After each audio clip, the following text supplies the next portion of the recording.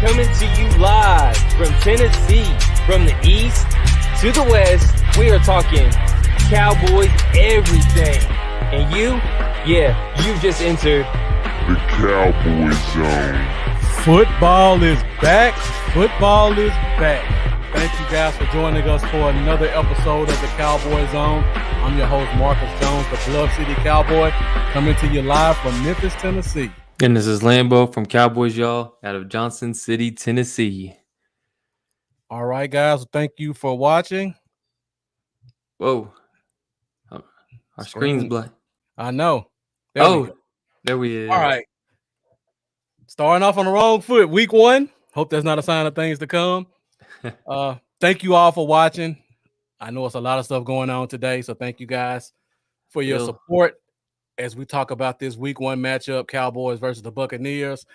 I see we got our first hater in the house. What's up, Rudd? Appreciate you coming in and supporting us. I'm sure we'll do a whole lot better than the Niners will do this week. So be sure to keep your comments in. I know you know about every team, including ours and theirs. So definitely looking forward to your comments. I saw we had Riker in here. Thank you, Riker, for joining us as always. Definitely appreciate you and looking to get your input. And it looks like we have Philip Mullins. Hadn't seen you in a while. So thank you for coming back. And you're going to see a lot of Cowboy Dale throughout the season. We don't have anything planned for you this week. But, of course, every rivalry week, we will have a Cowboy Dale video. And we'll sprinkle some in throughout the season. William Coulter, we had a blackout moment there for a second, technical difficulties, but we're up and we're ready to go. I see we got DCU in the building. What's up, Eric? 1/5 of the Keeping Up with the Joneses podcast. I won't say what fifth he is. Yvonne Lopez looks like a new name, so thank you for watching. I see you're watching from Facebook, so for all you people watching on Facebook, make sure you like and make sure you share this. Share it to your favorite Facebook group. Share it to your personal page. We're going to do a lot of talk about Cowboys versus Buccaneers, and we want to get everybody involved. We have a very interactive show, and we love fan engagement. And I see we got Lambo. Help them get up 620 subs so far. Yeah, I had to comment that on my YouTube because I looked in there. I'm like, man, I got 620 subs and one viewer. Like that my YouTube is broke. Yeah. What's up, Mendoza? Thank you for joining. I know it's 100 podcasts going on right now, so thank you guys for tuning in. Jeremiah, less than 24 hours away, man. Nothing like it. First week of football. Okay, so for you guys who haven't joined us before, we like to do things a little bit different at the Cowboy Zone. We have different segments that we go through every week, and we like to have your engagement as we go through these. So make sure you guys keep the likes up, keep the comments up, and make sure you share. And Terry already going to fantasy favorites, so he's getting a little ahead of us. And William Coulter, we definitely appreciate that. Yeah, Rick, I'm a Cowboy Dale. I'm not better than tacos. I can't agree. Tacos are like one of the best things in the world. All right, Lambo, you ready to get to it? Yes. All right, so see, we haven't heard this in 8 months, I believe. So, first segment of the day. Storylines.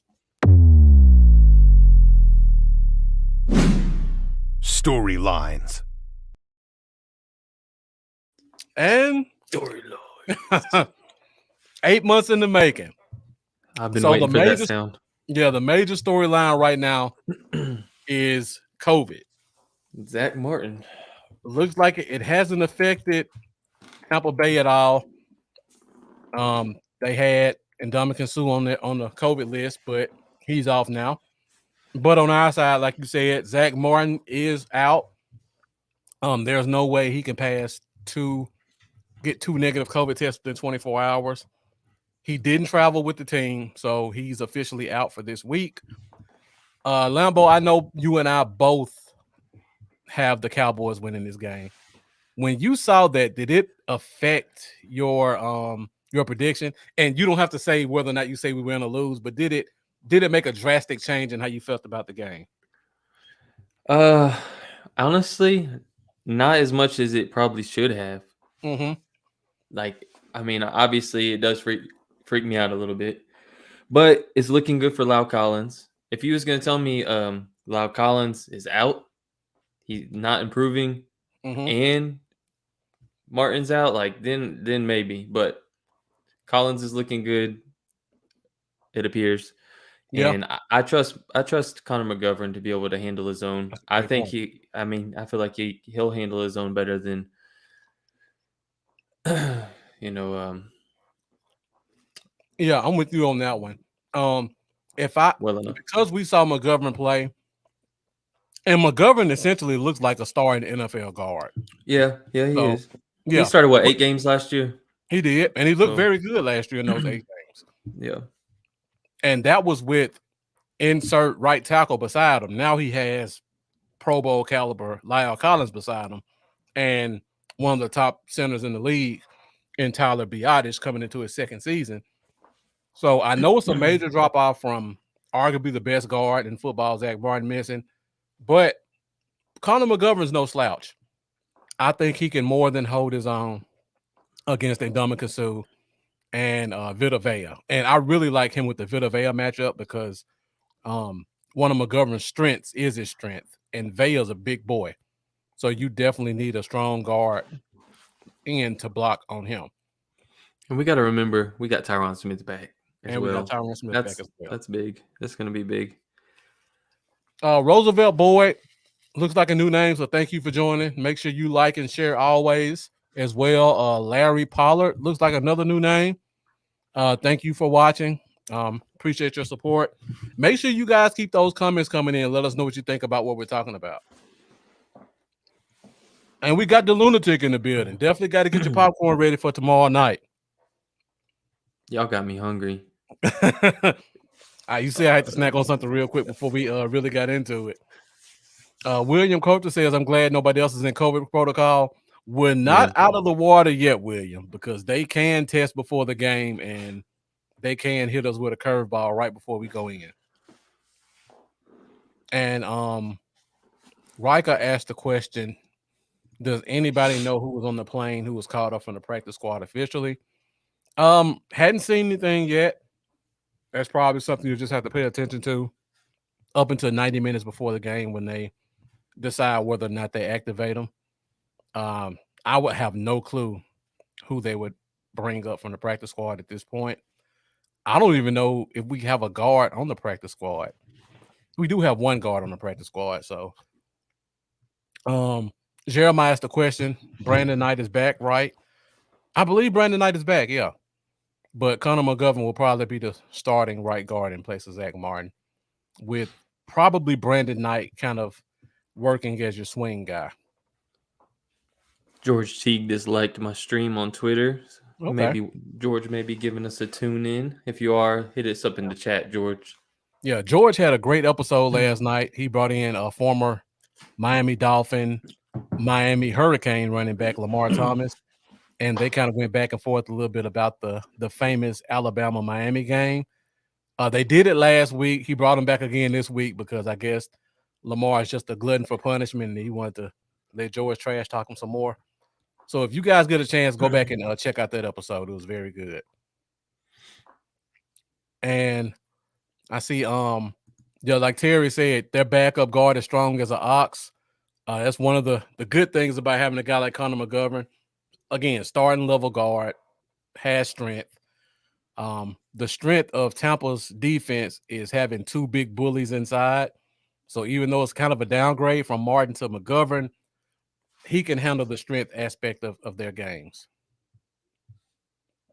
And Riker saying, I don't mind losing the starting right guard in the week. We're not going to run the damn ball. We're not running seriously, no running. So Riker is saying it's going to be a shootout. And I tend to agree. And Riker talks about, Arlacone is the guard we have on practice squad. But remember, he's a part of that international program. So if we ever call him up, he immediately is out of that program, and we will have to make a roster spot for him. So as of right now, he can kind of sit and be our 17th guy.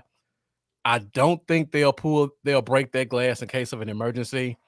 So I would probably not expect to see him anytime soon getting any snaps. And Terry says, do you think Lamb will have any ill effects from his recent bout with COVID? I don't think Lamb had COVID. I think he was a close contact person on the COVID list. Do you know about that, Lambo? I'm not sure if he had it or not. Yeah. I remember they did list people that had COVID. I don't think he was one of them. I think he'll be all right. Because I think he came back in like 3 or 4 days, so he definitely couldn't have COVID. He's an elite athlete. I think he would. I think he would get back to normal fairly quickly. Yeah, Rika. If he's still listed in the international program, he actually is a 17th practice squad member, so he can still practice with the team and all that. But if they activate him, he becomes a regular NFL player where another team could poach him from our practice squad, just like any other player. You know what? I've had 2 kids on my football team that I'm helping coach have COVID and come back this season in the short season, and them kids was right back to normal. So I know if they do it, an elite guy like CeeDee Lamb, he gonna be good. Yeah, and thank you guys for pointing it out to me. That tells you how much I paid attention to Hard Knocks this year. Everybody corrected me saying, yeah, he did have COVID on Hard Knocks. We have quite a few people that said that. So thank you guys for keeping me up. That's why I love this fan base. If I'm wrong on something, you guys will immediately fact check me. And so since I know he has COVID, to go back and answer your question, Terry, I'm sure it will affect him. But again, he's already established himself as a top 50 wide receiver in the league. And he's playing in the slot, so he's going against the other team's third best receiver. I'll take Lamb any day of the week over anybody's third best corner, especially on a team like Tampa where all their corners are extremely young. And Shane Odom, thank you for joining. This is something I was definitely going to talk about. The last time we were a big underdog was against the Saints, and we came out and basically shocked the world and beat them. On Keeping Up with the Joneses, it's kind of like I said something similar that I said, this is what Cowboys do. They come out there against the team that everybody thinks we can't take on, and that's the game that we play lights out. Exactly. It'll be a game like the loss to the Jets with Darnold in recent past. That's the kind of game we drop. Right. And then we'll lay an egg against the Chargers too. Yeah. So yeah. All right, so not a lot of storylines in this game. Week 1, thank goodness we don't have any injuries. So we're going to be going at 100%. They're going to be going at 100%.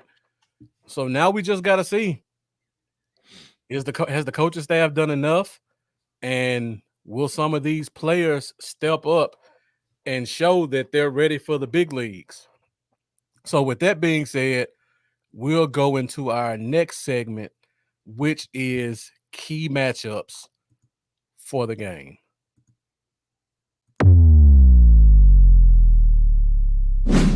Key matchups. All right, Lambo. So we'll start on our defensive side first. You got any key matchups that you're looking at in the game? Parsons and Brady. That's number 1 on my list too. Brady don't like people in his face. The best way to beat Brady is to keep extreme pressure on him. And we're putting a lot on the rookie's plate, but I think he can handle it, and he's going to have to handle it for us to do what we need to do to come out with this W. And I think he is an X factor in this game, in his first game in the league. So we'll see what happens. All right, you got any other key matchups on our defensive side that you're paying attention to? Man, really just not individually, but our secondary as a whole. Against a great passing attack, great wide receiving core. Godwin, I think last time I checked, is going to be okay. I know there was something was going on with him, but it was just minor. Yeah, I'm really concerned about the cornerback 2 spot. Yeah. That's where I'm gonna be doing a lot of my watching in the secondary. And I'm curious to see how the safeties are gonna look this year too. Mhm. So Right. just the And secondary unit as a whole, really, no individual. William Coulter asked who our starting safeties are. If I'm not mistaken, I believe they listed KZ and Wilson as our starters, but it's going to be a pretty heavy rotation with Curse and Hooker if he's healthy, and who else am I missing? I said Hooker and Curse, KZ, Wilson. Those guys will be rotating pretty heavily. Okay, so and Terry, yeah, I was about to get to this one too.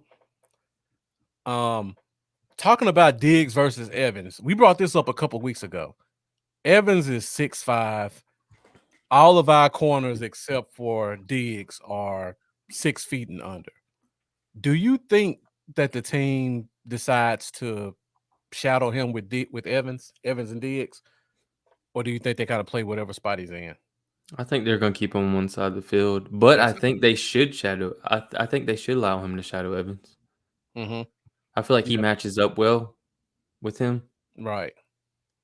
Because Brown is not known for his physicality, and Evans Right. would just bully him.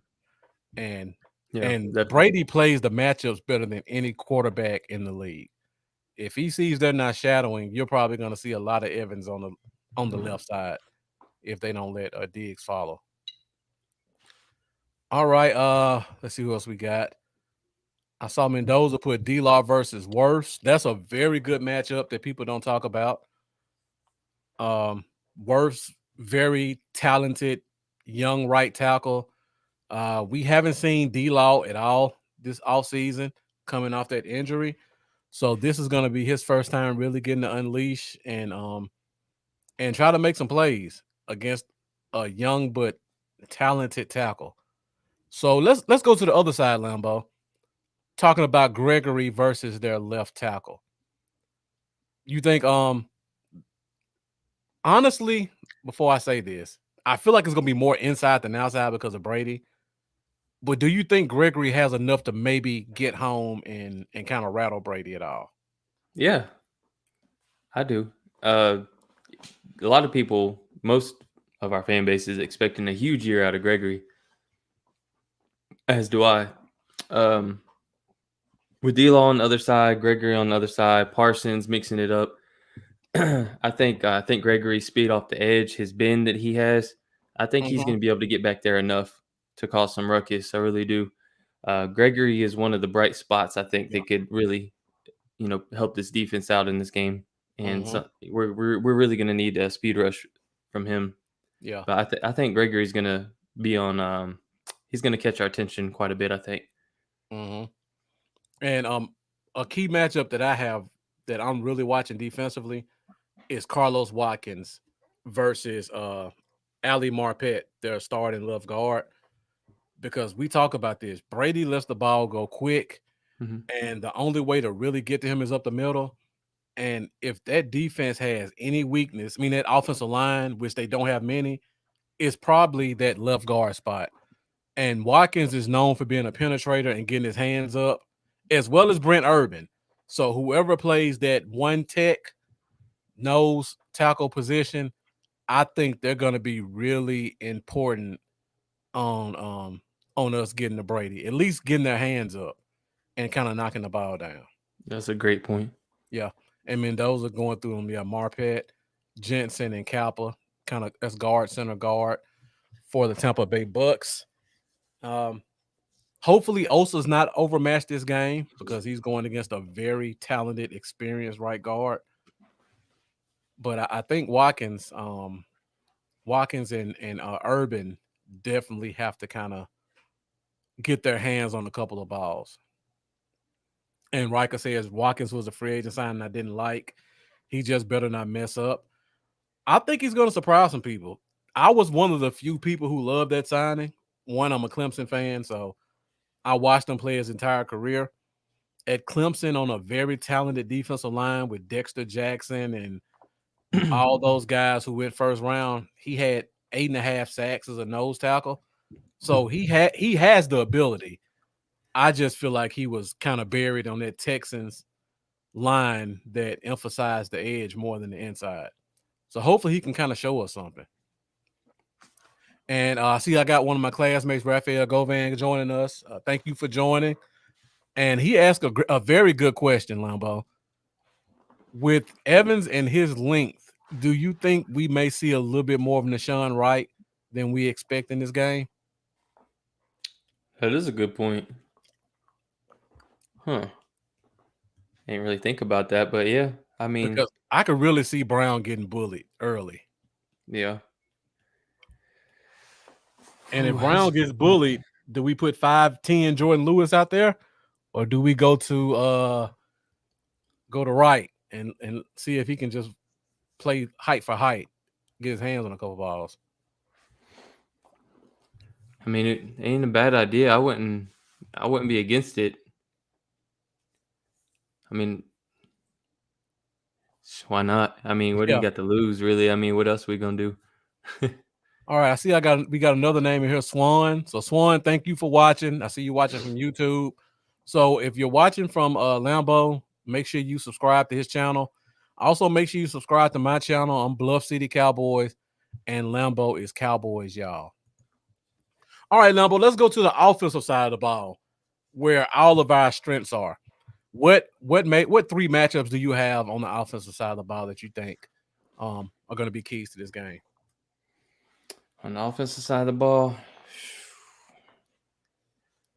I think Devin White is an extremely talented linebacker. So I'm curious to see Zeke and how well he can do running this ball on his defense. Devin White's all over the field. So I'm kind of curious to see that. I'm curious to see how our tight ends are going to do. I feel like both of them are equally gonna.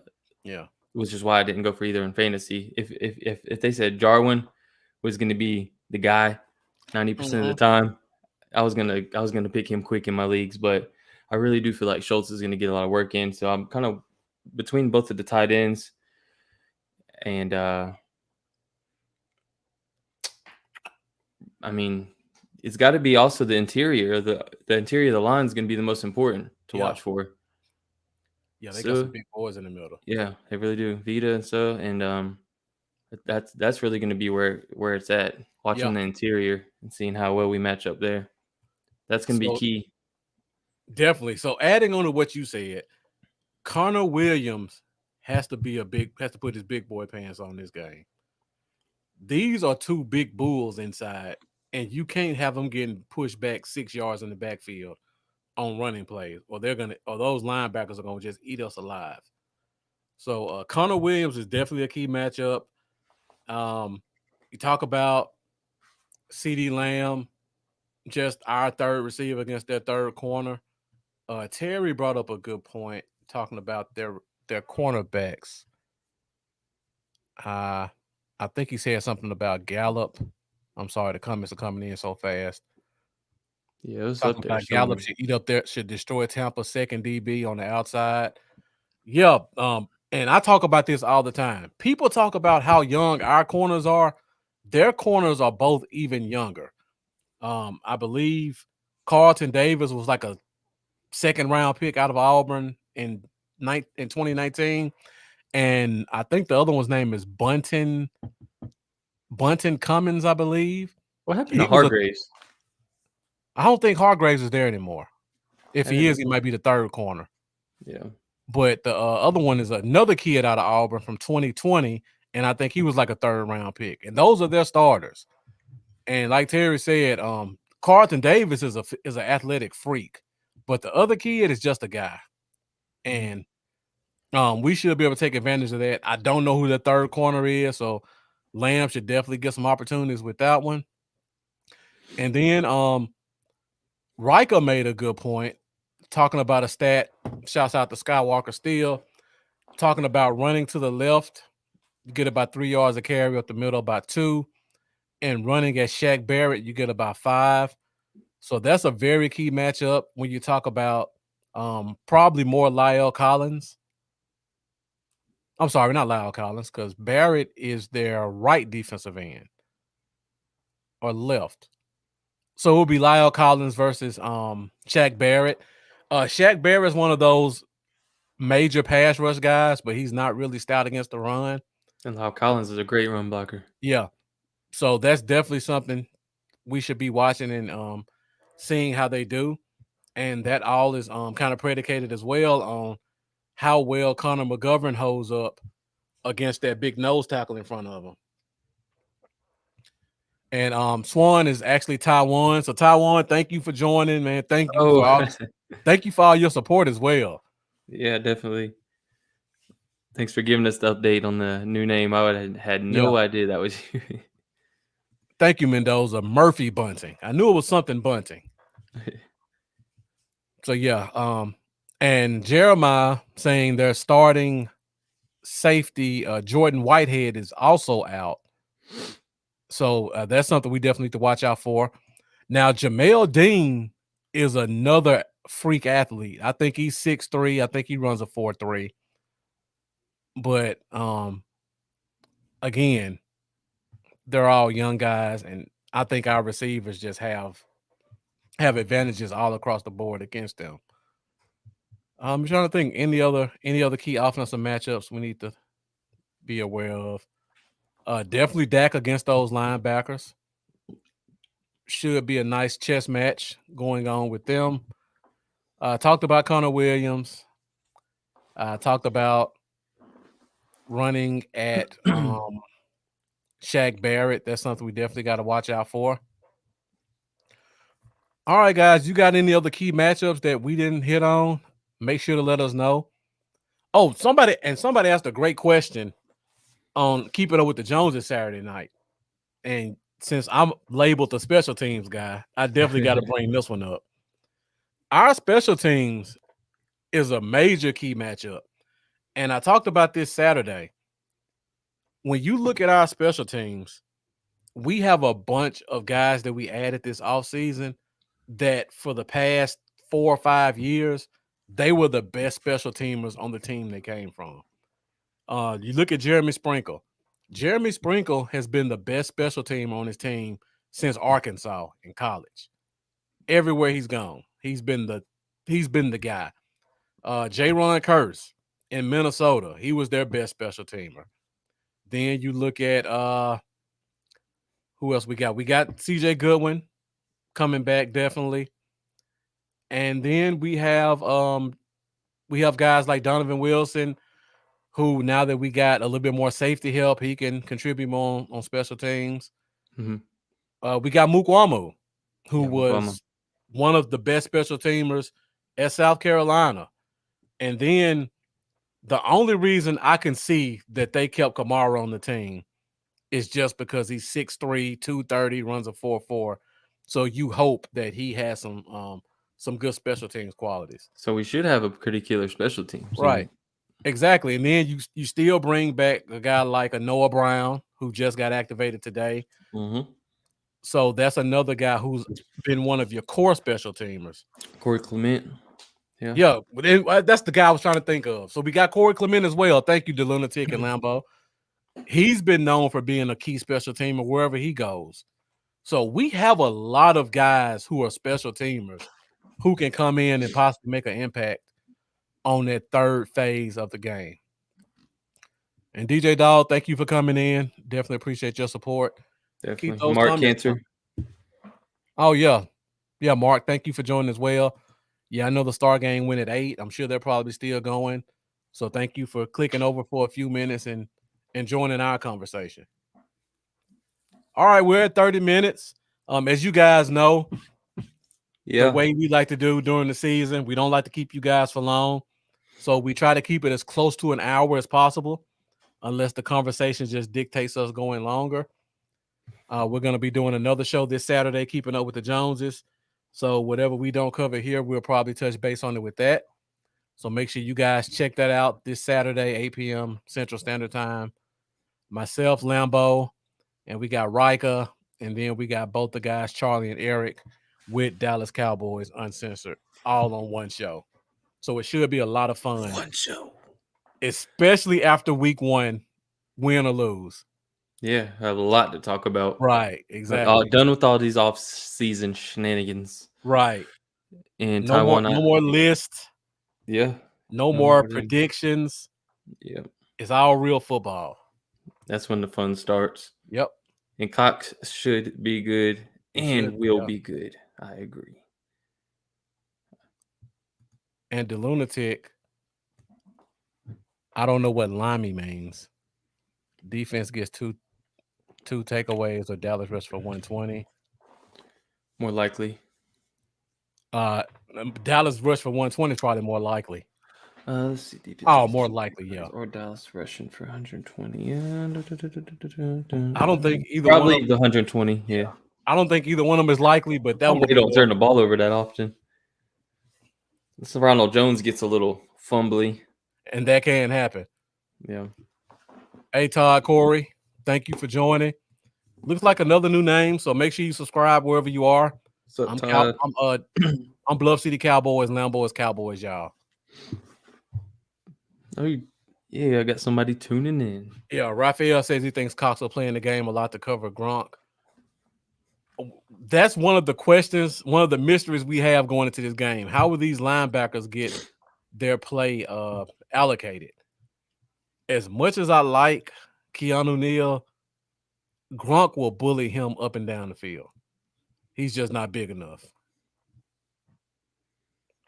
Shane Odom asked the question, do you feel McCarthy's on the hot seat? Oh, definitely. I think so. If we have another mediocre year, regardless of injuries or what have you, I think he definitely has to be concerned. You got his replacement sitting on the offensive side, and everybody knows it, including him, as your offensive coordinator. They're giving Kellen more free reign to run his offense. So if the team doesn't perform, there's really not a lot to keep him here. DJ Dog asked the question, who will cover these tight ends in the slot? Now, DJ Dog, do you mean who's going to cover our tight ends or their tight ends? Because they have two very talented tight ends in Gronk and what's the other kid's name? The one that's been underperforming for the past 3 years. You know we go blank when the show is on, when it comes to stuff like that. Say it again. What's the Tampa Bay's other tight end, the backup? Oh, Break? No, not Break. No, the other one. OJ Howard. OJ. Yeah. Yep. Oh, yeah. Sorry, I was dazed. Yeah. So I was reading comments and missed it. So let me know, whose tight ends do you mean? Our tight end? Who's going to cover our tight ends in the slot or their tight ends in the slot? All right, and I'll come back to that.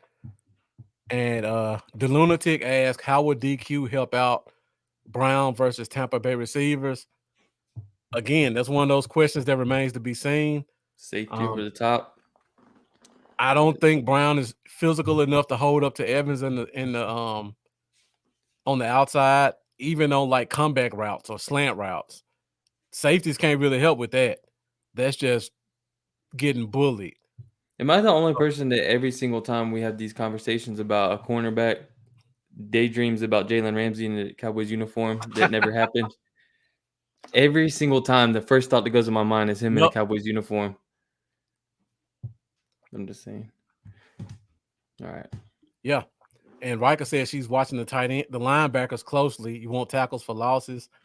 Lambo and I talked about this all season. That's why you bring in a Micah Parsons, because that's what he specializes in. I mean, I think our corners had more tackles for losses than our linebackers in the past 2 years, if I'm not mistaken. That's not a good stat. So Micah Parsons definitely changes that. Yeah. This was needed. He's going to help out in so many ways, man. Like, he really is. Mm-hmm. The impact he's going to have, at least I think he's going to have, it's going to help the secondary out. It's going to help the run stop game out. It's going to be big. Yeah. So DJ Dog clarified his question. Who's going to cover Tampa's tight ends in the slot? Looking at their offense, I don't know how much their tight ends are going to go in the slot. Yeah. Because they already they like to run a lot of 4 wide with Scotty Miller and Antonio Brown in the slot. And they also throw Godwin in the slot sometimes too and put Brown outside. They really like to run 4 wide. So they normally keep their tight ends more in line. But if they do put them in the slot, I still think we're going to play a lot of big nickel this year. So I think you're going to see a guy like a J-Ron Curse line up as more of a nickel dime back if they run 12 personnel and try to get the tight ends out there and put one in the slot. I think you might see Mukwamu get a couple of plays this game if he's not inactive. And then you can also throw a guy like Wright out there. I think we're going to see a lot of tall guys playing more inside than outside. I will say one thing that's kind of concerns me about this game. I feel like, and I hope this doesn't come to truth, but I feel like Donovan Wilson likes to sometimes try to make that play. And I could see him biting on something.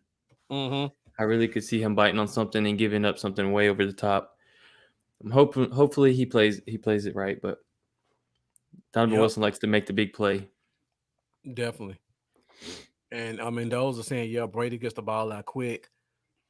And like I said, if he sees Evans and Brown line up on the outside, you know the slant is coming. You know the quick comeback is coming because he's just going to play basketball in the post with a guy like Brown who's already not physical.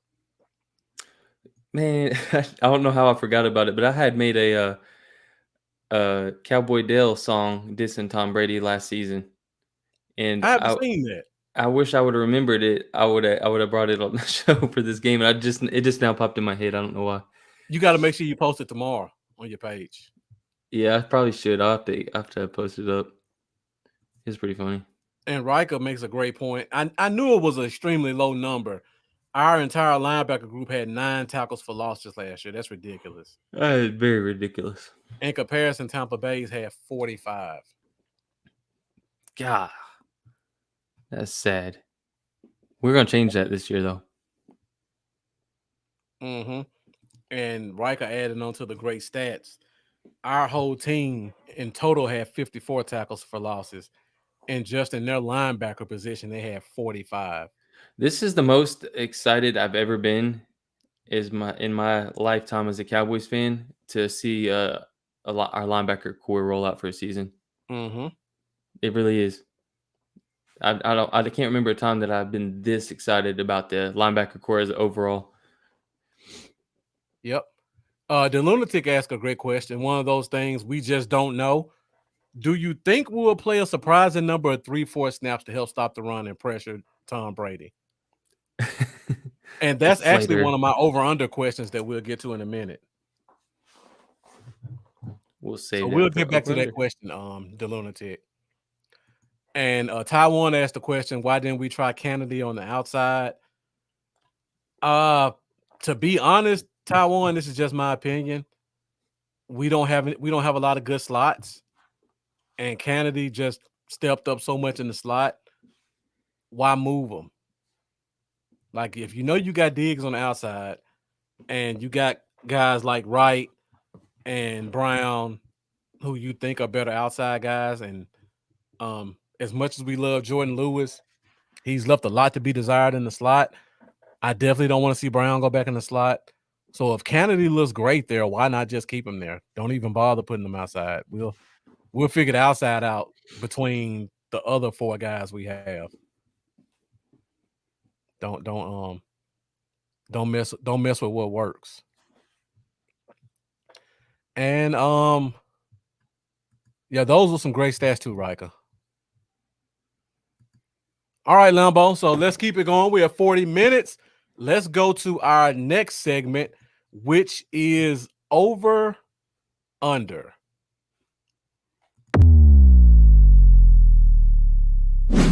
Over under.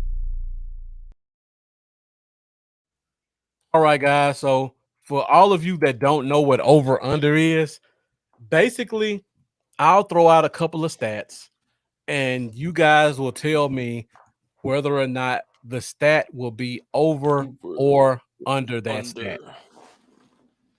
All right. So somebody asked a question about the 3-4 defense, which is actually one of my over under stats. So we'll do that one first. So Lambo, first question: over under 20% 3-4 defense in the game.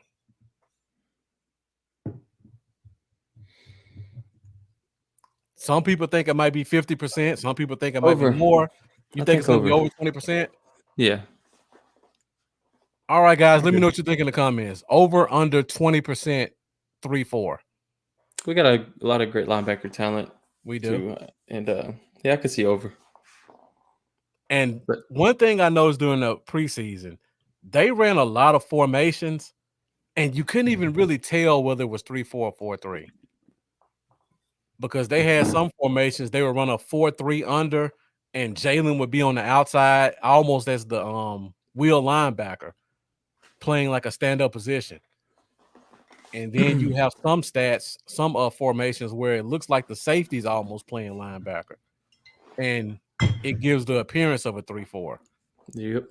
And then sometimes they would stand the defensive ends up. It would be a 4-3, but they would have one of the ends standing up kind of like an outside linebacker. So I see everybody's kind of saying over 20% because of those linebackers. What y'all know about the flip-flops with the bottle opener? Bang. I've never seen that before in my life, Lambo. Beach life. Okay. How long you had those? Like 4 years. Okay. It's How convenient. do you even find a shoe like that? Living at the beach, growing up. Okay. That shoe made somebody a lot of money. I can tell you that. All right, so let's keep it with the defense.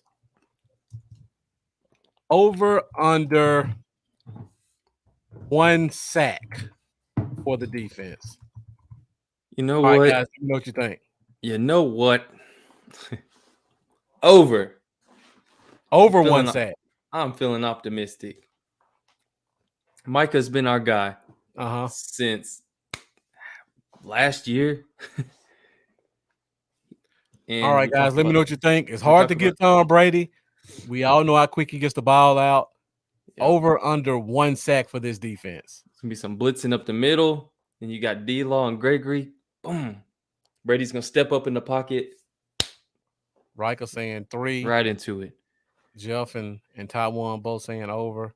Brady's gonna be pissed. You're gonna be seeing them making all them faces. Yeah. Whining, crying to the referee. It's gonna be victorious. All right, and Riker just beat me to my next question. She says Parsons gets 2, Gregory gets 1. So for you guys who say over, if you haven't put in the comments already, who gets the sacks? How many sacks do you think they get, Lambo? Kendrick Johnson saying 4. Thank you for watching. 3. 3? Okay. Who gets them? The Dale Earnhardt reference. Jeff says, please blitz Jalen in this game. 3 like Dale. All right, Lambo, who gets the 3? Let's say. Man, y'all are some optimistic people. Now, even Mendoza says 4. I'm gonna say, give me 1 for Micah. Give me 1 for Randy, and then give me 1 for Osa. Okay. It's gonna kind of fall into his lap. Tom Brady's gonna run right into it. Terry says 0 sacks with 4 to 5 QB hurries. Micah and J. Lou. J. Lou is a very good corner blitzer. So it's definitely one of those wrinkles I have to throw in. Yeah, that wouldn't surprise me. I'm actually leaning towards 1, and I think it has to be Micah.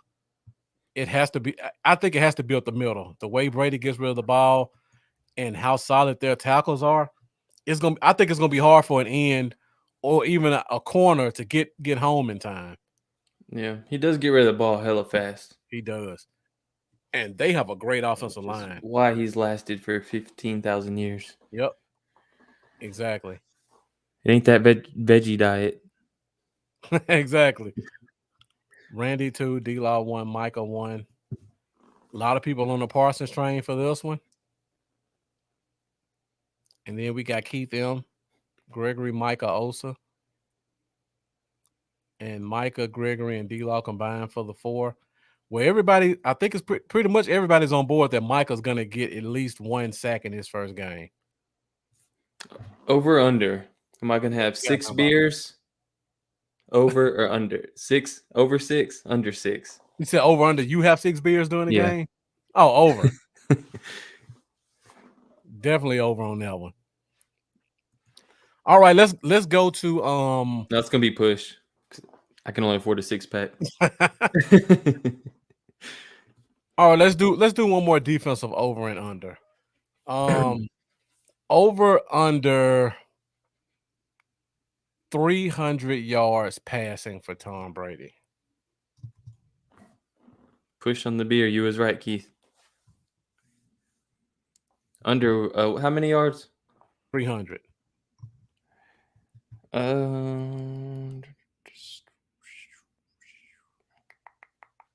Man, I'm actually having tough on this one. That is a tough one. Because it's like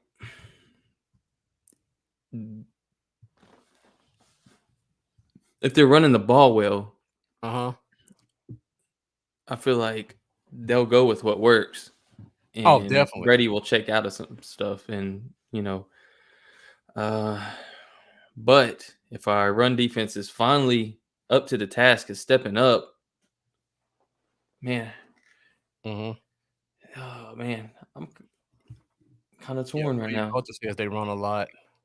A couple people saying over. Terry coming with the ridiculous 300 yards and 5 touchdowns. No way. If that happens, I'm gonna be so pissed. Keith M says over equals shootout.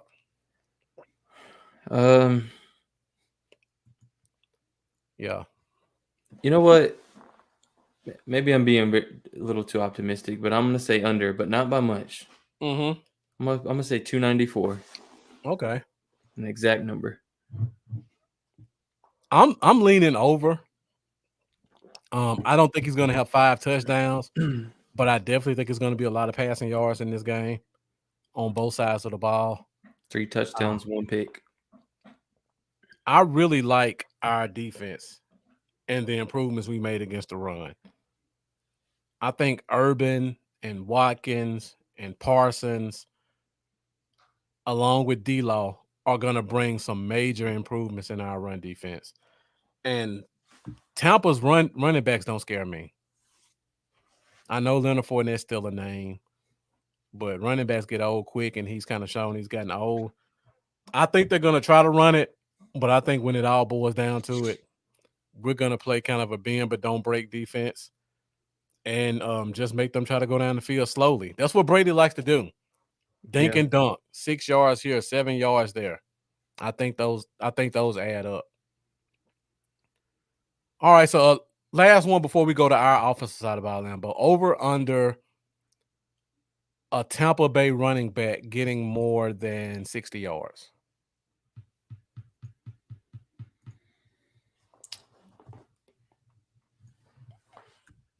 Hey guys, let me know what you think in the comments.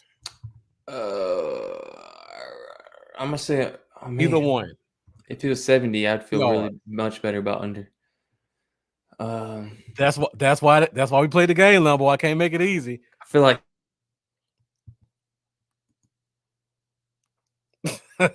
William Coates, I think Lambo's screen froze. I like kind of go through. Lambo, can you repeat what you said? Your screen froze. Yeah, that was crazy. All of a sudden, like everything got quiet, and then your voice turned into a robot on my end. It was like, I'm gonna say under because I think they're gonna do a committee approach. William Coulter says both go over 60. If that. Terry says Rojo 75 in a TD. We got a lot of overs. Jeremiah says under. Riker says over. And I can't blame you, Keith. Until you see different, it's hard to say our run defense has improved. Yeah. I'm just going off faith. How And many of y'all got Ronald Jones on your fantasy team? I got him on 2 of my teams, but he's not a starter. This is way off topic, but you're a Eckler guy this fantasy season. Is he all right? No, I'm not a Austin you mean Eckler. Edwards-Helaire? Austin on Eckler. Tampa? Eckler. Oh, Austin Eckler. Oh, okay. Yeah, what's going on? I mean, Yeah, it looks like a hamstring injury. I just drafted him last night, and I'm like, oh, hold up now. That's concerning, but when the kid plays, he's dynamic. Mm-hmm. These injuries are starting to scare me. He missed 6 games last year, but even missing 6 games, he still had 1,000 yards from scrimmage.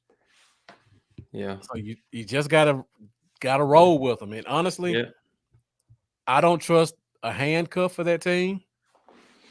So even if he's out, I wouldn't even pick up a guy because for one, they're playing Washington, and it's already hard enough to run against Washington. Yeah. And for 2, all of their weapons are healthy for the first time. So if they can't run it, you're gonna see some Mike Williams. You're gonna see some who's that tight end? Jared Cook. You're gonna see Keenan Allen. The kid we had as an undrafted free agent who's been lighting it up in their slot. I think they're just gonna spread the ball out if Eckler couldn't go. And even if he did play, I don't see him getting a lot of rushing yards either. Yeah. And Riker says over, but under 80. Terry says he'll be out by week 2.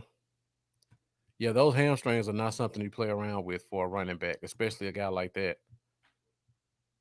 All right, so now let's do over under for our offensive side of the ball. So we talked about Tom Brady, and we talk about how strong their running game is. So over under 325 yards for Dak. I'm laughing at Rika's comment. Did you say over 325 for Dak? Over under 325 yards passing for Dak. Man, it's hard. It's hard. 30 minutes, Michael, so don't worry about it. It is hard not to lean over with the way he played last year in his time on the field. With in every game he played, how many did he have under 325 yards? Because he had 400 a couple of those games. Mm-hmm. Except for the game he got hurt in. I think we're going to have to pass the ball, in the words of Charlie Moffitt. Uh-huh. So I'm going to say over. Okay. And we just got too many, just like Keith said, we got too many. We have weapons. We have too many weapons to not be throwing the damn ball. Yeah. And that's exactly what Keith said. We have weapons in all caps. Definitely. Yeah, and Zeke is what is Zeke also great at other than running the ball? Well, he's great at pass blocking. He's great at catching. And Martin's going to be out. I could see Zeke being back there a little bit more often than not. Given some good chipping. William says over with chippage because we're getting wiped. I don't think that'll be the case, William. I really do think this can be a shootout where we're competitive. Yeah, I could see more of like a kind of matching pace. Yeah. And maybe it's just working. Moving the ball very easy, passing the ball. Mendoza has them under 325, but still over 300. DJ Dog says under, but just barely. All right, so let's go to our backfield. And we know Tampa has a great run defense. So over, under, Zeke getting 60 yards. I'll give over. Okay. Now go with the quick over. I was kind of thinking. I already had it in my head. I had Zeke for a stat line of like 70 something and a touchdown. 70 rushing. Yeah, rushing. Okay. 70 something rushing. Not many receiving, honestly. Maybe about 14. This one was a tough one for me. I'm actually leaning under. I feel Ouch. like Zeke could probably get close to 100 yards from scrimmage, but those linebackers and that defensive front are legit. Jeff says he's getting 100 yards. I can see him getting 100 yards from scrimmage. We'll find out if this new look Zeke, size-wise and all that. Yeah. We'll see if it makes a difference. Statement game, Jeff. Yeah. And DJ Dog says Tyron versus Pierre Paul. Meet the new boss, same as the old boss. Yeah, they definitely have a history together going back to the rivalries they had when Pierre Paul was with the Giants. So Tyron definitely knows him very well. And so Lambo, since you have them going over, do you think these rushes come more on the edges, or do you think they can attack the middle? Oh, I think it's gonna come off of I think it's gonna roll off Lau Collins. Okay. Honestly, their interior. I don't know about attacking the interior too much with Williams and McGovern and Biotish in the middle. I feel a lot better about taking it towards Barrett, like we talked about. Mm-hmm. Yeah, going back to the stat Riker gave a while back, saying 5 yards of carry running that Barrett. You got to think the coaching staff obviously knows that. Oh, definitely. Jeff says he's running over a linebacker tomorrow. Good luck with that one. I'm excited to see Zeke in this game. Like you said, Lambo, we've seen all the workouts. He's supposed to be in great shape. This is a real test for him. Let's see if we see the Zeke of old. Yeah. We definitely need it. Yeah, they had the. I mean, this is kind of going to fantasy, but when it kind of compares in a way, they had the second best defense against the run as far as fantasy goes. So obviously, that's a point to how great their run defense is. All right, let's get another over under.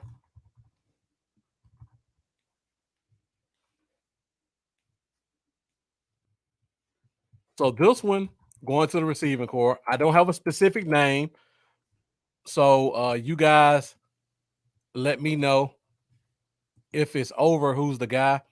So this question is over under a Cowboys receiver getting 90 yards. I put it kind of high because I think everybody has the Dak really throwing the ball. So you got over, Lambo? Yeah. All right. So if you got over, who's your guy? Who's your guy who's getting over 90? 88. Okay. Lamb from the jump. Yep. Starting off right. CeeDee Lamb is like my favorite player on this team right now, and I didn't get him in one of my 4 fantasy leagues. I hate the fact that he's been drafted so early. Yeah. I really wish I had him on one of my teams. I really do. Yeah, and Terry really saying that Gallup's going to be the guy this game. And Jack Meeker saying over with CD as well. Riker saying over. Jeff having Lamb and Coop both go over. That would be interesting. Everybody's pretty much saying over. Michael Gallup, Florida Cowboys saying over for Jarwin. Nobody's really talked about Jarwin yet. And that was actually going to lead into my next over-under for the offense. Swan over for CD or Taiwan, sorry. Keith M says Jarwin over. You got to think CD's going to play some more on the outside, I believe, too. So, as well. Now, they've reported that Gallup's been playing more in the slot. So if Lamb plays more outside, you think we see Gallup more in the slot? Probably, maybe so. Although I'd like to see Cooper get mixed in the slot some. Yeah. He's very strong in the slot when Now, given the chance. follow up on that because our number 4 and number 5 receivers have looked very well in the offseason. Do you think they both average about 2 catches a game, roughly? 2 catches or less. Do you think we see them get a little bit more involved in offense this game, or will it be something at a later date? It'll be I could see like maybe one splash play. Mm-hmm. One play of like 37 yards by Wilson or something like that. Yeah. But I don't think there'll be any more involved, really. Somebody had Pollard. I'm sorry, guys. The comments are coming so fast, I overlooked it. Somebody said Lamb and Pollard will both go over. So with that being brought up, Lambo, and William Coulter says over Pollard, do you think we see a little bit more Pollard in this game? Like, do you think we see more of a 80-20, 75-25 backfield? I do think we see a little bit more than we have in recent years. I don't know how much more, considering all the playmakers that got to touch that field. Mm-hmm. I know Pollard could. I wouldn't be surprised to see him get out there in the slot a couple times. Yeah. But I think I'm not going to necessarily say he's going to see a ton more, but I think he's going to be on the field more than in recent years. I really do. He's a playmaker. I think they're going to find a way to get him out there. And, but yeah, I could see a little bit more of Pollard, a little more Pollard than we've seen last 2 years. All right. Let's do one more over under. I hate to do this one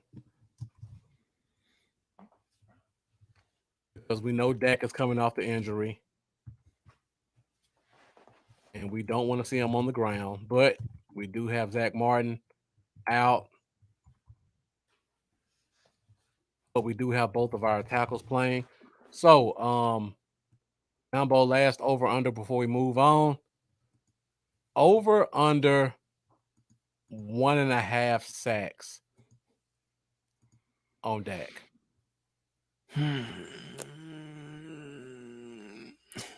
Over. I'm gonna say over. Guys, the comments. Over under 1.5 sacks. Sadly, a sad over. Terry saying 4 to 5 sacks. I'm kind of leaning towards that as well. I could see. I don't think it's going to be a lot though. When I look at their team, Vea is pretty much non-existent in pass rush. Sue still has it in him a little bit, and I could see him possibly bullying Connor Williams and making a play or two. I think Tyra can neutralize their one end, and I think Collins can do enough on Barrett to neutralize him, because Barrett's one of those guys kind of like Robert Quinn. He just sails out against the pass. Yeah. And when you have a guy like that, they can sometimes run themselves out of the play. So I see a lot of people saying over, and they have 2. So I'm leaning towards 2 as well. I think it'll be more Sue than the 2 edge guys. And the lunatic asked the question: does Lyle Collins play the whole game? I hope so. If he doesn't, that would definitely change my opinion. Jeff says Dallas utilizes the quick passing game. Let's hope they do. And I'm with you, Jack. Pierre Paul's not getting past Tyron. Great stat, Rudd. His delayed A-gap blitz is deadly. I know exactly what you're talking about. All right, so let's go to. We got 3 more segments, Lambo. With 1 hour and 5, we can go through these pretty quickly. So, real quick, let's go to keys to victory. Keys to victory. All right, Lambo, what are your 3 keys to us winning this game? Keep Dak upright by solidifying that interior. We cannot let them create a push up the middle. Yeah. We can't see Williams going 5 yards backwards into Dak's face, making him take his eyes off his reads, things like that. That's going to be the most important thing in this entire game to me is that interior of our offensive line holding their own against a fierce interior D line the Bucks have. That's one for me. Another one is going to be pressure on Brady. There's got to be pressure on Brady. It has to happen or he's going to pick us apart. You got to have pressure on Brady, make him uncomfortable. And a third one, and I'm doing these on the spot, on the fly. See, freestyle this here. That's what I do. The third one, we cannot miss big play opportunities, whether that be a drop, Gallup, and wide open down the field. I don't want to see a 30-yard pass across the middle on 3rd and 11 and it hit a receiver in the hand. And like we cannot afford to miss those big against a team like this. You got to capitalize on those. So any type of big play opportunity, and that goes for the defense as well. Not completely busting something and letting the dude 25 yards down on a go route or something. So yeah, this making sure those big plays we capitalize on those. Yeah, and everybody's been putting some great comments up here. They've all pretty much hit the ones I was about to say one way or another.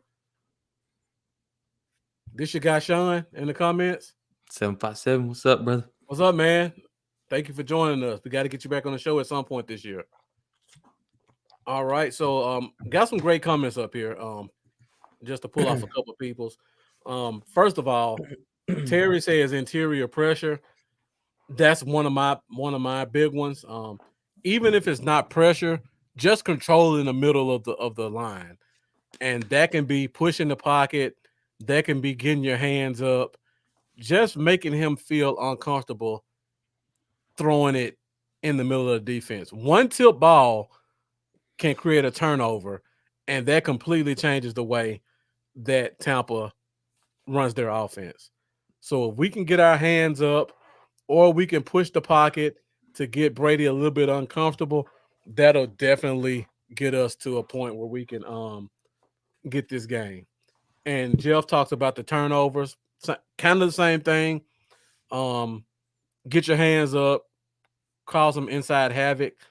I think we definitely have to have a special teams play. That's my second one.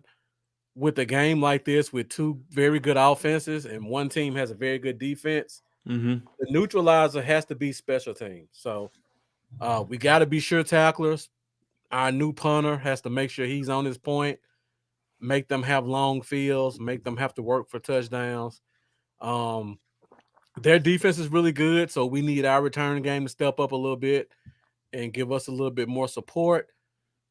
And the third one, just going back to what Mendoza said, you got to protect Dak. Like we've all said, this is going to be a passing game. And we got to make sure Dak stays upright because we got the weapons to make it happen. We just got to keep our guy clean to get him out there to him. So, yeah. So, guys, all great stuff. I'm just trying to hit everybody's stuff.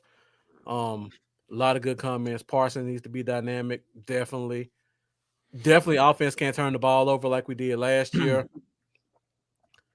Todd Corey, pressure Brady, win turnovers, red zone, touchdown success. Definitely. Yeah, Zeke got a hold on the ball for sure. Yep, this year. exactly. Third downs are always important in any game. Third down for what? So, yeah, says Brady can't stand pressure and limit the yak yards. That's a very good one, the Lunatic, because they got some yak stars in their offense, especially with a guy like Antonio Brown. He's a big yak guy. Godwin's a Godwin. Yeah, I was gonna say that. Yeah, Godwin is probably their best yak guy, and then you got Big Mike Evans, who if he's got the right matchup, he can go up and get it. And if we got a 5'10" corner trying to cover him, he can just bully him and knock him down. And Jeff, yeah, definitely got to get their hands up.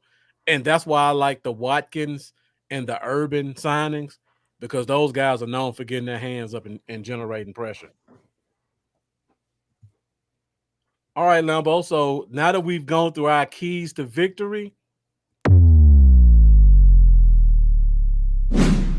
Game prediction. so now, Lambo, give me your game prediction. Everybody in the comments, give me your game prediction. Tell me what you think the score is going to be. Cowboys win 34-31. Okay. Lambo in a close, high-scoring game. I have Cowboys. I have 38-34. I will tell y'all, this is probably going to be the only show y'all find where where all the hosts of the Cowboys show actually pick Cowboys to win this game. Yeah. I have That's not the fan hat. That's no. I just really think it's going to happen. And you know it's not just a fan hat thing, because I have us losing next game against the Chargers. Me too. But yeah, when you go back and look at Tampa last year and look at the games they lost, the teams that they lost to, Dallas has everything those teams have. Mobile quarterback, dual threat running backs, solid defense. Look at the Saints game twice. Chicago beat them, which was a shocker. Who else did they lose to? I can't remember who else they lost to. It was another team with a good offense. The Giants almost beat them last year, and these were all early victories. I think getting them in September is the right time to get them, because you don't want to play Tom Brady in November. So if there's any time that we can get them, I think the time is now. And I don't think they're going to have much of a home field, because I think we're going to travel very well to Tampa. Okay, we got quite a few scores, so guys, I'll keep throwing them up. Write everybody's score down. But yeah, I don't think they're going to have much of a home field advantage in this game, because our fans haven't been in a stadium in a while, and I think they're buying it out. So I'm looking forward to seeing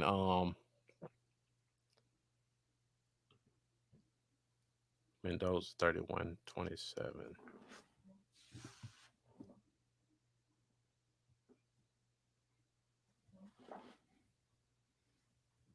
All right, where am I at? Keith.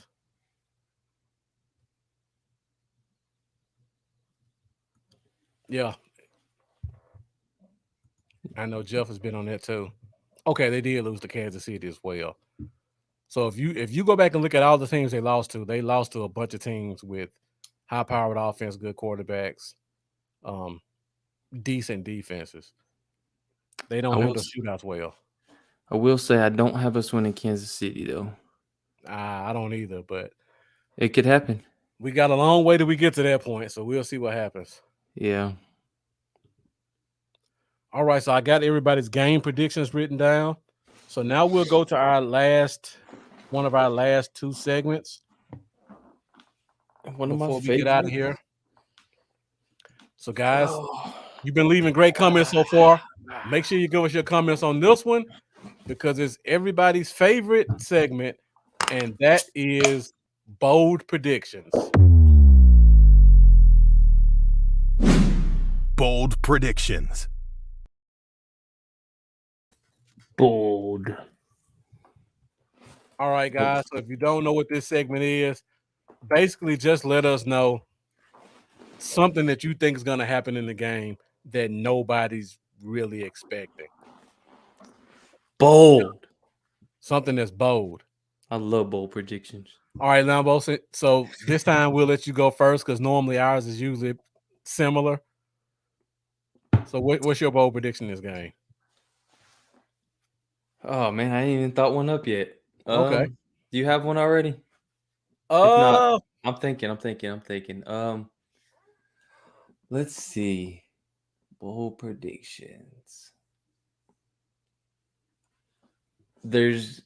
My bold prediction is that there will be more Cowboys fans in attendance than Tampa Bay fans. I don't know if that's much of a bold prediction, honestly. Yeah, no. Hold on. I want a different one. But let's see. Bold prediction.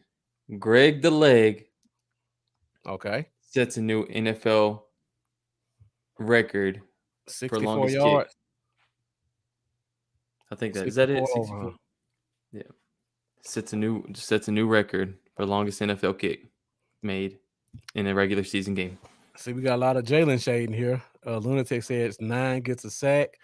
Keith M says Jalen gets a turnover. I would probably say my bold prediction is Dak throws 5 touchdowns. Yeah, that's pretty good.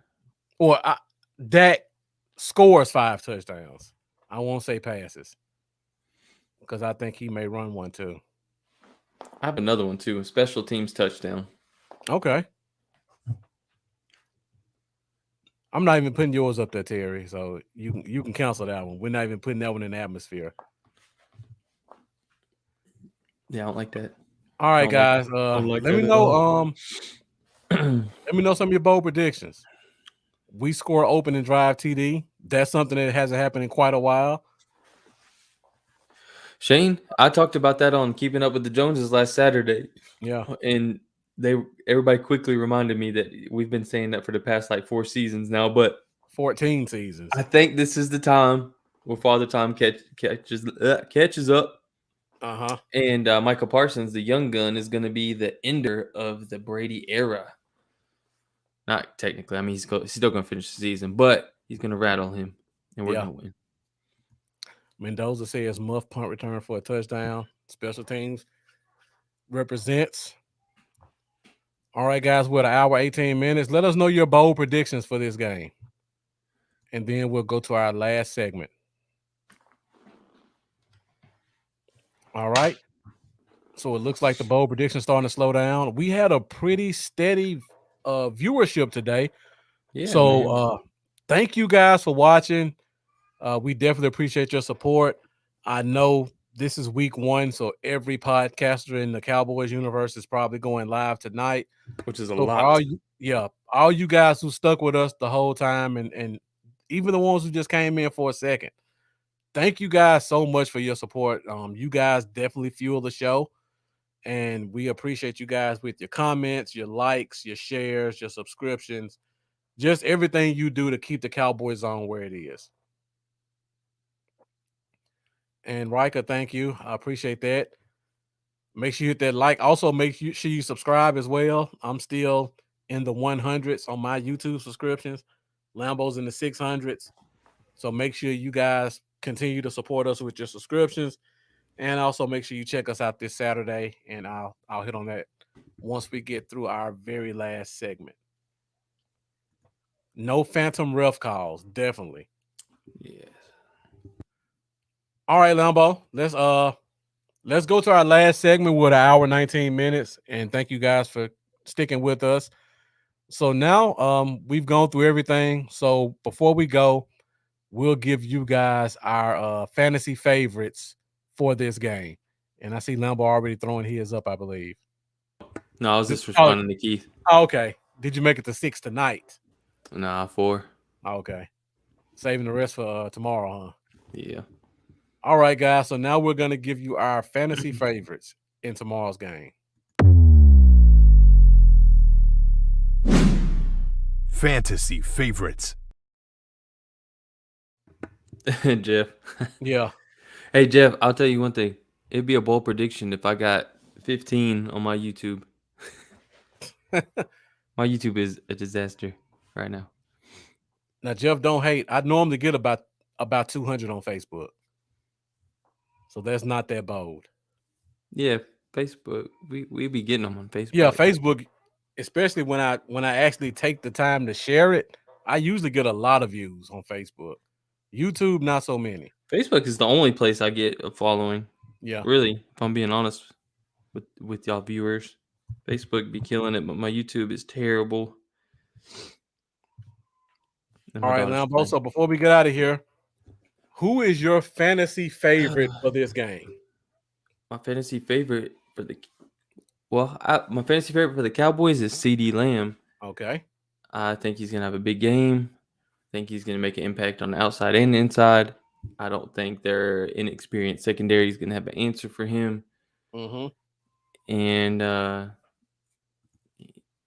it's also great for him that he has a guy like Amari Cooper to, take some pressure off.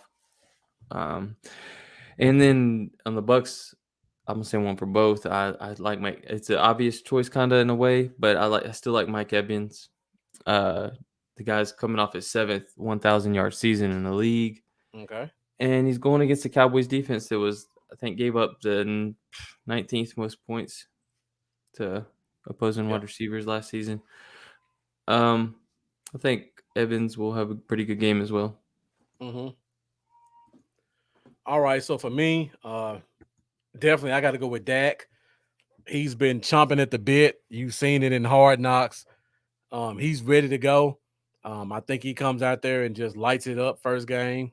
So I'm expecting multiple touchdowns, 300 plus yards for the Cowboys side for fantasy favorites. And on Tampa side, I'm actually probably watching not Anthony Brown. I'm watching Godwin and his matchup against Anthony Brown. I'm hoping Diggs actually does some following. And I just think Brown is just no match for Antonio Brown or Godwin. But I think Godwin's going to be the one that takes advantage of the matchups. So I think he'll probably be their best offensive player. I expect Brady to have a decent game, but I don't expect it to be anything just otherworldly like I'm expecting from Dak. Like Dak could easily have 40 fantasy points this game, I think. And I think Godwin's going to be the guy like Dak? who gets close to 20 in this game. 6-7 catches, 80 yards, touchdown. And like Jack that. Meeker, Dallas D, that would be something. That's almost a bold prediction. That is a bold prediction for sure. That's a good Because one. if they give up 32 points, that's already a -1, which I think we all kind of agree. Todd Corey says he would go with Michael Gallup, kind of along the lines with Terry. He thinks he just takes advantage of his matchup. Mendoza says Jarwin. He could definitely be a sleeper in this game. With all the talent we have a receiver, he can kind of get lost in the shuffle. And anybody else put a fantasy favorite up? Mendoza said Cook for the other game. CD for ours. Jeff says Dak and Coop. Jeremiah says Dak as well. Oh, there's a bold. That's about bold. What's that? Tony Pollard? Yeah. Could happen. Yeah. It just depends on how the snaps get distributed and what he does. We talked about the 5 yards per carry going off the off tackle to the right, and against Barrett's side. Tony Pollard would be a good guy to make that happen with his speed Definitely would to the edge. Yeah. And Todd Corey says, I will rush Dak in the red zone. Seems to kill it against Tampa. I'm right there with you. I think Dak gets him 1 or 2 rushing. I think that there's a lot of people that think from what I've seen that he might be a little scared at first coming back from that type of injury. I don't think he's going to be. I don't either. I think he's going to come out there. I think the first opportunity that field opens up, he's going to take off. and he's gonna show everybody, look, I'm back. I I agree. ain't scared. I'm not scared at all. Dak's not scared. He's just not gonna play scared. I don't believe that at all. Yeah. I think he's gonna have a couple of good runs in this game. Honestly, breaking away. The Lunatic giving us one last bold prediction before we get out of here. Mike McCarthy will use analytics in deciding whether to go for 2-point conversions. I wish he'd use some analytics and keeping quarterbacks on the practice squad. Certain quarterbacks. Terry And then Rudd Michigan. says overall fantasy player of the week, Derrick Henry. Do you have an overall fantasy player of the week? I don't really have one this week. I ain't thought one up. I I ain't haven't thought either. one up.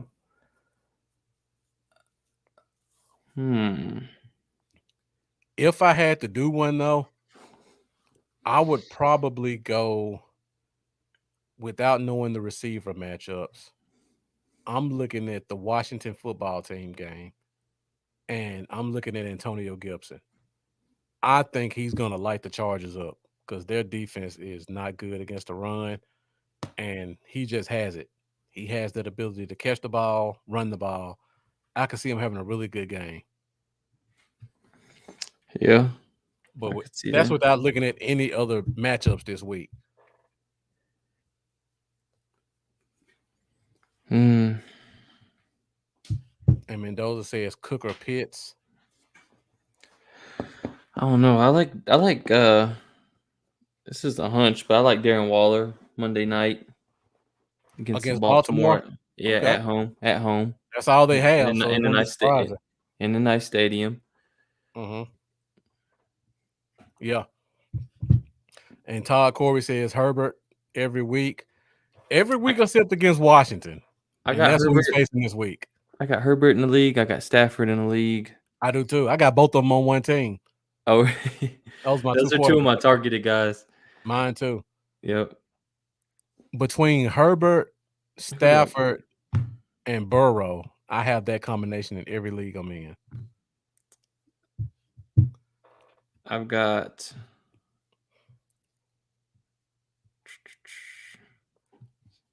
And Mendoza, don't gas up Lambo on this one. On which one? Brian Edwards. Let's go. We had the Cowboy Zone draft, and you drafted Edwards, and I drafted the young kid, Ruggs. And we were talking about who's going to be the number one guy there. I got Edwards real late, and I was talking about how I feel like he's going to end up being the number one target. He's got the frame. Mm-hmm. We'll see. But I'm hoping so because he's going to be sitting on my bench for a few weeks at least. Oh, yeah, same here. But yeah, I got Herbert and I got Stafford. In our league, I think I got Stafford, and in my other league, I got Herbert. All right, guys. Well, I think that's pretty much it with an hour 28 minutes. Thank you guys so much for watching. We definitely appreciate your support. I didn't put it up there, but if you would like to support the podcast, feel free to donate. My Cash App and Lambo's Cash App is going across the bottom of the screen. We plan on doing a lot of great things this year. Wrong way. We definitely appreciate you guys' support in terms of the likes and the shares and the comments. But we also would appreciate your financial support as well to help us keep doing what we do and growing the Cowboy Zone. And also, if you would like to share or subscribe, you can definitely find both of us on YouTube. And Lambo, let the people know where they can find you at. You can find me at Cowboys, y'all. Fire. On all platforms at Cowboys, y'all. If y'all subscribe on YouTube, hit the bell. The little bell notification. Definitely hit the bell, because if you don't hit the bell, y'all ain't gonna know we're going live or a video's been posted or whatnot. So hit the bell. Subscribe. And I'm at Cowboys, y'all, on everything. So just hit us up. All right, guys. You can find me on Facebook, YouTube, and Instagram at Bluff City Cowboys. You can also find me at Twitter at Bluff Cowboys. Be sure to tune in every Wednesday, 8:30 Central Standard Time for another episode of the Cowboy Zone. Next week, we'll do a quick recap of tomorrow's game. and then we'll go into our week 2 matchup against the Los Angeles Chargers. As always, you'll get your keys to victory, game predictions, bowl predictions, all the stuff that you guys love to do. So keep bringing the comments, keep the fan engagement up. Make sure you continue to like, share, and subscribe. And also, like Lambo said, be sure to hit that bell so that if you can't remember what time it is, you will get that notification that lets you know when we go live. That would be dope. Yeah. That would be dope, Mendoza. I like that idea in royal blue. Yeah, you got to get your wife on that one, Lambo. I know, right? So also, if you guys haven't gotten enough of myself or Lambo, you can tune in. Don't worry about it. You can tune in this Saturday, 8 p.m. Central Standard Time for episode 2 of Keeping Up with the Joneses. That's myself, Lambo, Rika from Moving the Chains, and Eric and Charlie from Dallas Cowboys Uncensored. Jerry Jones. We'll be doing your Jerry Jones impersonation getting pretty good, Lambo. I give it to you. That was literally my first attempt. I might have to work on it. So yeah, we're gonna be doing a recap of the game. We're also gonna come up with some games to play on there as well. If you know those guys, it's not gonna be 100% Cowboys talk. So you never know what we're gonna talk about on Keeping Up with the Joneses. So be sure to tune in for that this Saturday. And like I said before, you can find Lambo and I every Wednesday night, 8:30 Central Standard Time. All right, Lambo, anything to add before we get out of here? It's football time in Texas and actually all over the world because we're the world's team. Yep. Nah, I ain't got nothing to add. But football is finally here. We're back. We'll see you guys in the comments tomorrow night as the Cowboys take on the Tampa Bay Bucks. You guys have a good night. We'll see you next week. See you later.